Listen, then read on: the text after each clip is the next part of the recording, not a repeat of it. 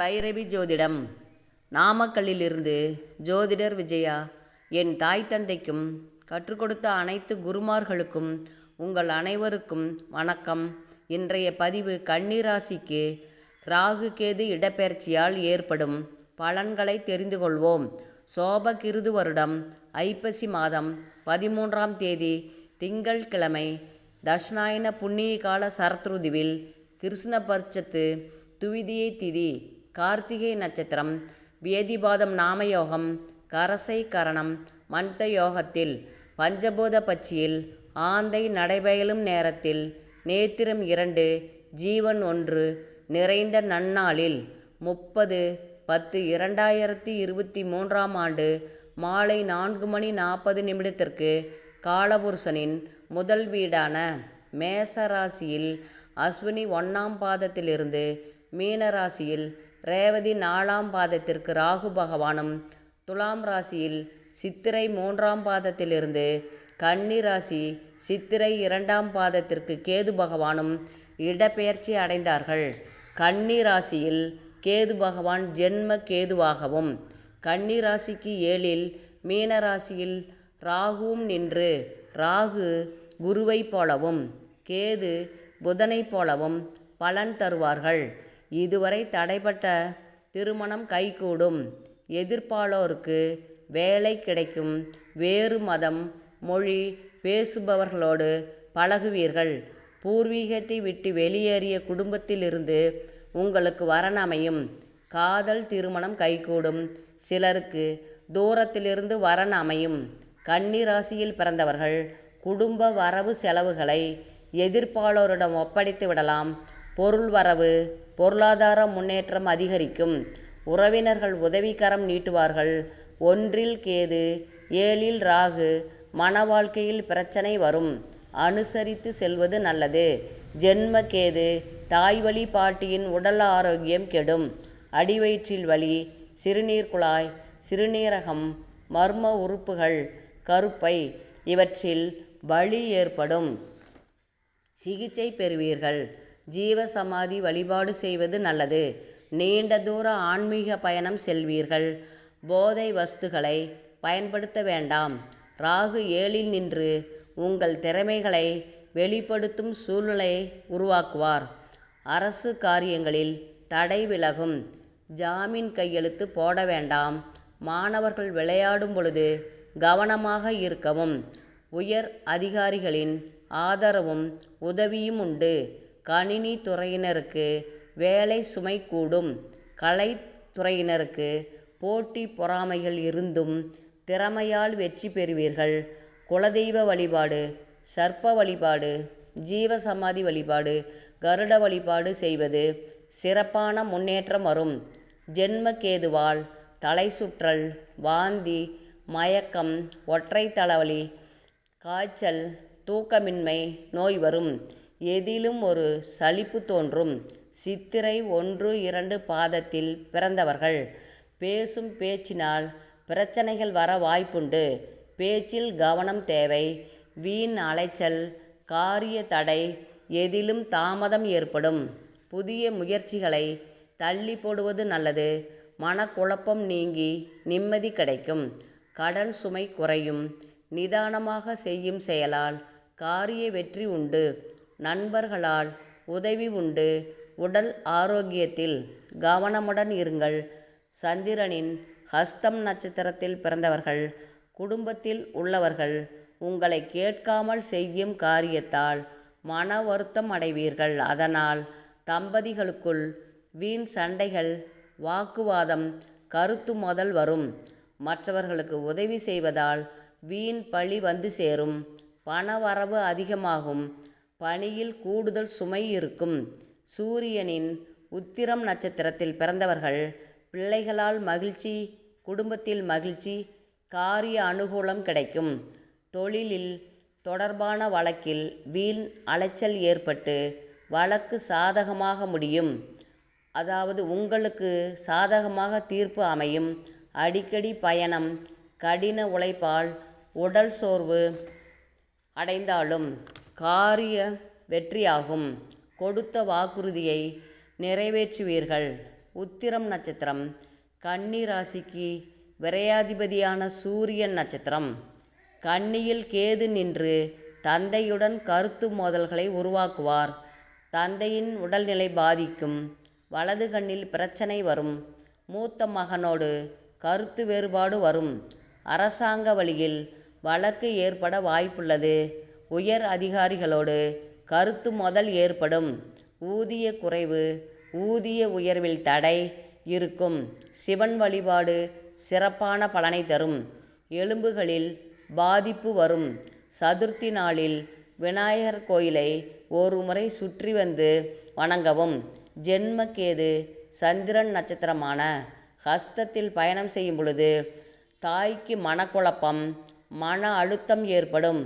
தாயுடன் கருத்து வேறுபாடு தோன்றும். மாமியார் உடல் ஆரோக்கியம் கெடும். இடது கண் பிரச்சனை வரும். பயண தடைகள் ஏற்படும். உணவு கட்டுப்பாடு உடல் ஆரோக்கியத்திற்கு நல்லது. ஹார்மோன் குறைபாடு, இரத்த சோகை, சிறுநீரக பிரச்சனை, உடல்நல குறைவு ஏற்படும். சதுர்த்தி விரதம் இருந்து விநாயகரை வழிபடவும். கன்னி ராசிக்கு 7ஆம் இடம் களத்திரஸ்தானம், கூட்டு தொழில் ஸ்தானம். ராகு நிற்பதால் புதிய தொழில் தொடங்கலாம். சிலருக்கு கோர்ட்டில் விவாகரத்து வழக்கில் தீர்ப்பு சாதகமாகும். மறு திருமணம் நடக்கும். ஜென்மக்கேதுவால் கௌரவம், புகழ், அந்தஸ்து, மதிப்பு, மரியாதை கிடைக்கும்.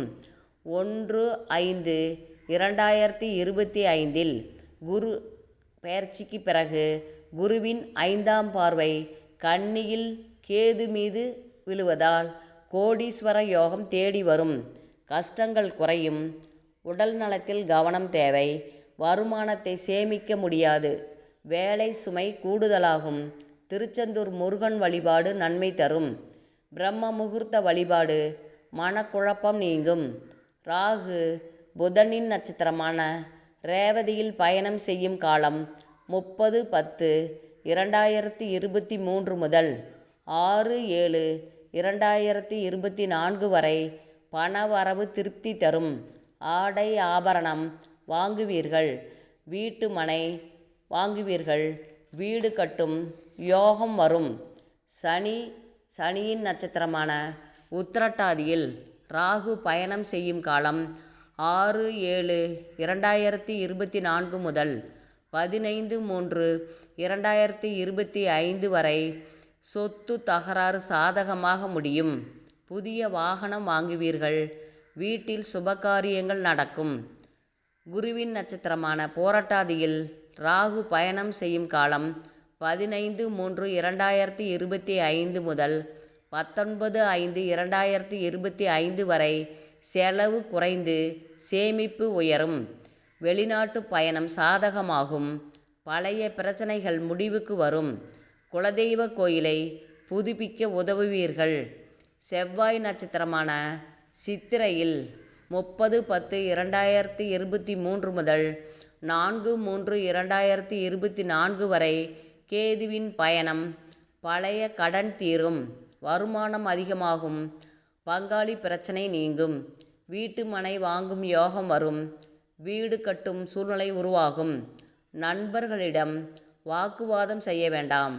சந்திரனின் ஹஸ்தம் நட்சத்திரத்தில் கேது பயணம் செய்யும் காலம் 4/3/2024 முதல் 8/11/2024 வரை. மனைவி வழியில் உதவிகள் உண்டு. பிள்ளைகளால் மகிழ்ச்சி அதிகரிக்கும். ஆடம்பர செலவுகளை செய்ய வேண்டாம். மாணவர்கள் கல்வியில் வெற்றி பெற கடின முயற்சிகள் செய்ய வேண்டும். நீரினால் காய்ச்சல் வரலாம். காய்ச்சி குடிப்பது நல்லது. சூரியன் உத்திரம் நட்சத்திரத்தில் கேதுவின் பயணம் 8/11/2024 முதல் 19/5/2025 வரை. மக்கள் மத்தியில் மதிப்பு, மரியாதை, அந்தஸ்து, கௌரவம் உயரும். பழைய பாக்கி உள்பட வரவேண்டிய பணம் கைக்கு வந்து சேரும். பிள்ளைகளால் இதுவரை இருந்த கவலை நீங்கும். வேலை இழந்த பெண்களுக்கு வேலை கிடைக்கும். புதிய வண்டி வாகனம் வாங்குவீர்கள். பாமணி ஊரில் சுயம்புலிங்கமான ஸ்ரீ நாகநாதரையும் ஸ்ரீ அமிர்தநாயகியையும் வணங்கலாம். தாயை இழந்தவர்களுக்கு உதவிகள் செய்யலாம். ஜாமீன் கையெழுத்து போடக்கூடாது. மற்றவர்களுக்கு கடன் கொடுக்க வேண்டாம். கொடுத்த பணம் திரும்ப கிடைக்காது. அரசியல்வாதிகளுக்கு நெருக்கடி நீங்கும். இனி பேர் புகழ் கிடைக்கும். தனியார் துறை வேலையில் பதவி உயர்வு கிடைக்கும். நீண்ட நாள் வராத கடன் பாக்கி வசூலாகும். ரியல் எஸ்டேட் கட்டிடத் தொழில்களில் லாபம் அதிகமாகும். கலைத்துறையினர் வாகனம் ஓட்டும் பொழுது கவனமுடன் ஓட்ட வேண்டும். மாணவர்கள் கடின உழைப்பால் மதிப்பெண் அதிகம் பெறலாம். குரு பெயர்ச்சிக்கு பின் வியாபாரத்தில் நல்ல லாபம் வரும். அரசு காரியங்களில் அலட்சியம் வேண்டாம். உயர் அதிகாரிகளை புரிந்து நடந்து கொள்வது நல்லது. அவர்களின் நட்பும் உதவியும் ஆதரவும் கிடைக்கும். கடின உழைப்பாலும் சகிப்பு தன்மையாலும் சாதித்து காட்டுவீர்கள். கடின முயற்சிக்கு பின்னர் காரிய தடை நீங்கி வெற்றி கிடைக்கும். வராத பொருளும் கைக்கு வந்து சேரும். உறவுகளில் இருந்த கருத்து மோதல்கள் மறையும். வேலை தேடுபவர்களுக்கு வேலை கிடைக்க சாதகமான சூழ்நிலை உருவாகும். வாக்குவாதத்தினால் நண்பர்களை பகைத்து கொள்ளக்கூடாது. வீண் குற்றச்சாட்டு பழிபாவம் வந்து சேரும். பெண்கள் கோபத்தையும் வீண் விவாதங்களையும் குறைத்து கொள்வது நல்லது. நன்றி. வாழ்க வளமுடன்.